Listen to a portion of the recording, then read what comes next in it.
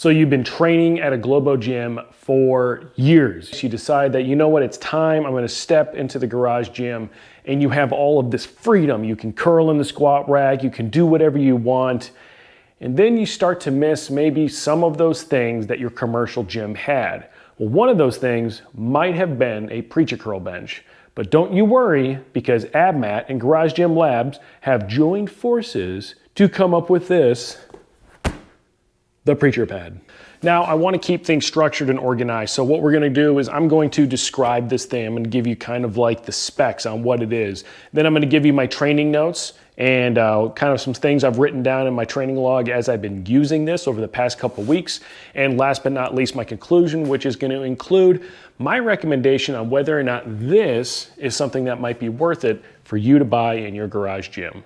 But before we get to the recommendation, I got to tell you what it is. So let's start with some basics. What is this thing? Well, this is a high quality vinyl put over a piece of foam at special angles to make it easier for you to perform preacher style curls in your garage gym. One of the things that I think is really cool about this is that ABMAT does different collaborations with different athletes. For instance, with Hafthor Bjornsson, they did a collaboration to develop these really cool log crash mats that I feel like I need for my gym.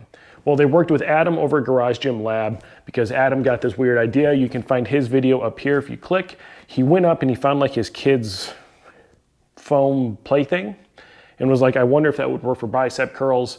Tried to use it, reached out to ABMAT. ABMAT contacted him back.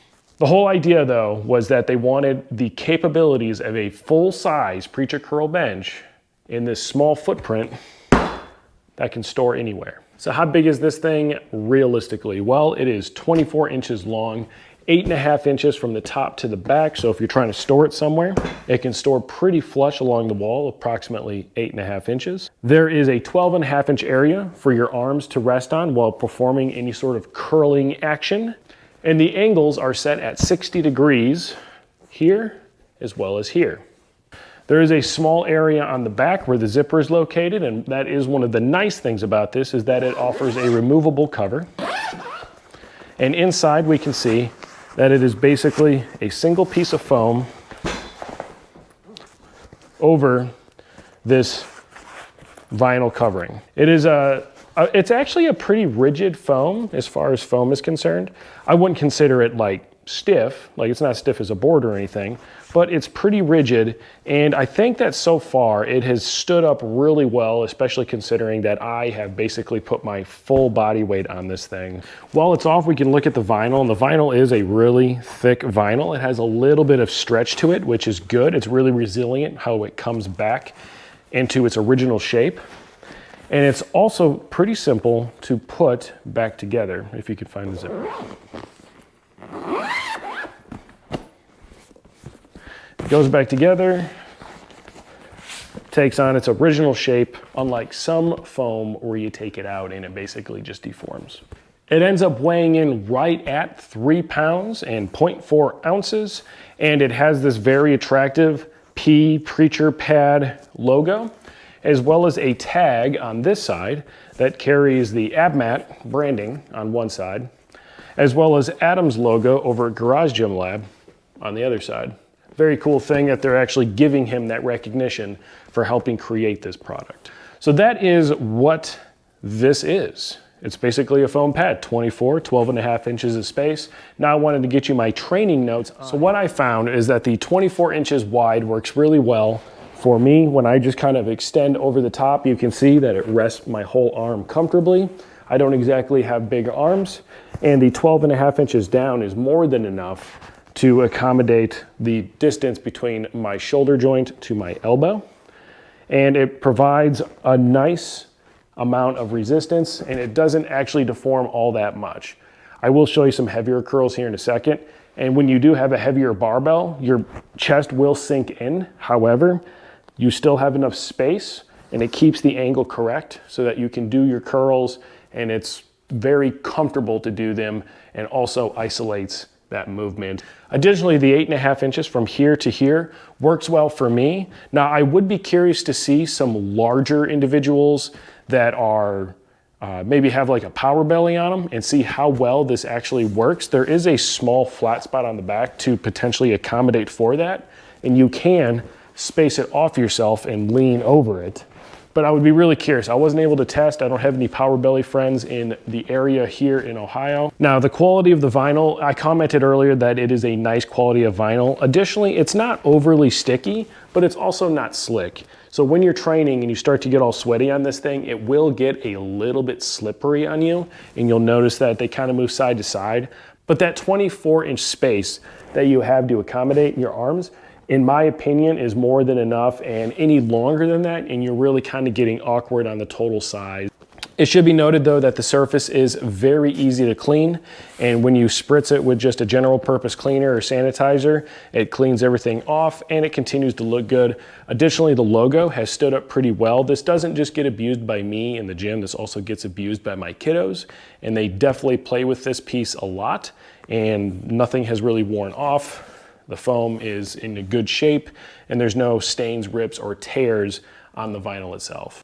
In my testing, the only thing I really did on this was curls. I did try to come up with some creative functions for this outside of doing curls. I think that a lot of people look for that multifunctionality. And unfortunately, the only other thing that I could really come up with was using it to elevate the end of my crash pads so that when I was doing stone over bar, when I would pitch the stone over the bar, the end of the crash mat would be angled up. However, I only did it a couple times because I really enjoy using this thing for curls, and I really didn't want to destroy it by dropping an Atlas stone on it a whole bunch of times. There are a couple different functions or different ways that you can use this. You have the lap mode, which I think is what most people assume you should be using this for. Basically, what you end up doing is you put this in your lap, put your arms over, reach down and grab your weights. Or if you have a training partner, they can hand them to you, and then you do your curls. You can see that where my chest is, it does kind of deform the pad a little bit, but you'll also notice that the pad itself is still doing its job in keeping your arm isolated so that you're not really getting any body English. For me personally, the lap mode is my least favorite mode. The reason why is because I find that under heavier load, I tend to use my body to kind of like kick the whole pad back, which leads us to the second variation, which is my favorite variation, the bench mode. So the best way to do the bench mode is to take any bench, it could be a flat bench, an adjustable bench, put it in its down position and take the pad so it's lined up with the front. At that point, you will lean over your bench, reach down, grab your weights. One of the things I like about this is that I can pre-position my weights on the floor instead of having to carry them into position and perform curls. The reasons I like this is because I can basically focus on doing the curl, and even though I might be straining, I'm really able to focus on just keeping my arms moving in that direction, so it really does a good job of isolating my arms. It does that in the same way that a preacher curl would. The third version is basically the exact same version of this, except for you put it on other stuff. So if you have a reverse hyper, you can put it on top of the reverse hyper. If you have a fitness table, you can put it up on top of a fitness table. You can put it on whatever you want to put it on. Some of the other variations on curls that I've tried is a single arm curl, which works well. You can take your other hand and drape it over or just come back here. You can also do kind of like a face away curl where you come this direction. And I like that as well. Two arm curl using dumbbells, and you can do those alternating.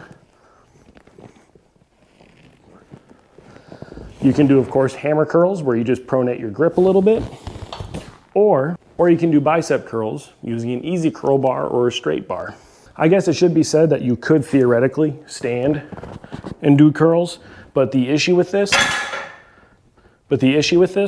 is that it slowly makes the pad fall out. From training with this, what I actually figured out was that I kind of enjoy doing curls, and apparently this was the missing piece for me to really focus on doing more curls, which may lead to me getting bigger arms down the road.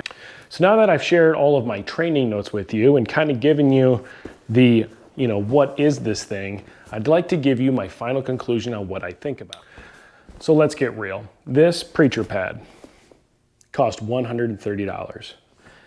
I know that for most of you out there, it's gonna be a $130 piece of foam. And what are you supposed to do with a $130 piece of foam? Especially one that only really helps with a single movement, as far as I've been able to test. Well, I would say that yes, this is a $130 piece of foam that takes the place of a $310 Titan fitness machine or an even more expensive one from Hammer Strength or any of the other manufacturers out there that make preacher curl benches. Is this a piece of equipment that everybody should have in their gym? Honestly, I don't think so. I don't think everybody would benefit from it. But I do think that if you are into bodybuilding or if you're into one of those sports I talked about earlier, it could be a way to get really good bicep curls and not take up much space in the gym to get that really good movement. This is definitely not something that you buy right away, but instead it is something that you purchase after you've been pretty well established in your gym. And I think if we all look deep down inside of ourselves, we've probably spent $130 on something dumber. And like I said earlier, I have to admit that after getting and using this, I did end up doing more preacher curls and I kind of enjoy curling. That's been it for this video. Tell me what you guys think below. Is $130 just way too much for this piece of foam? I think that it is definitely worth that much money. Probably not too much more, but I think it's worth that much money, especially if a preacher curl machine is something that you were already looking at potentially getting. But that's just my opinion. Tell me what you think in the comments down below. But I appreciate you guys watching, and remember, when it comes to your garage gym and your bicep curls, you should always keep it better, awesome, and of course, badass. See you guys next time.